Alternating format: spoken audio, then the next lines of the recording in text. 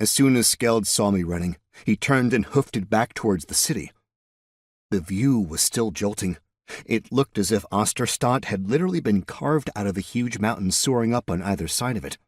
According to some legends, the ancients who built the aptly named Dungeon of the Ancients were the same who'd removed a large portion of the mountains before building a city and a dungeon, then mysteriously dying out.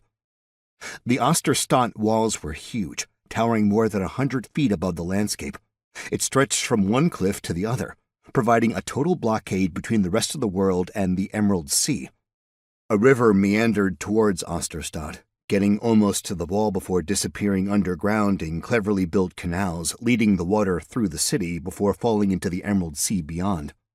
A bridge across the river denoted a pretty fair north and south split, and the tree we camped under was quite a ways north of the city, far enough distant that we could see the entire place. We broke off from the road fairly quickly, heading south along the wall towards the Noble Gate.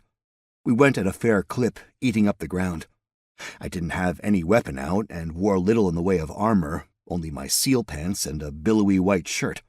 Well, a shirt that was supposed to billow. It was a little tight on me now, to be honest. I hope Lee had been able to hire a tailor.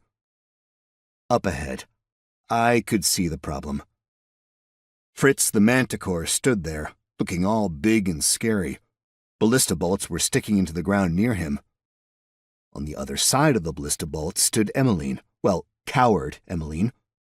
Further beyond Emmeline was a group of guards standing behind their shields, spears out and ready to rock. "Find!" roared out Fritz. "Good," I shouted back, hands up towards the guards. "Maybe go back to camp now." "Hungry," replied Fritz. "Then get away from the city and go hunt." There was a slight whistling noise. Another ballista bolt slammed into the ground in front of Fritz, sending a spray of dirt and grass up into the air. Fritz growled, and I could almost sense his desire to attack.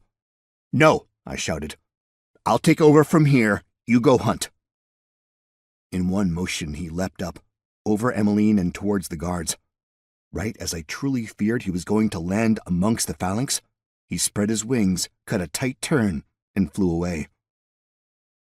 The guards stood down, sort of. The spears went up, and the shield wall went mostly away.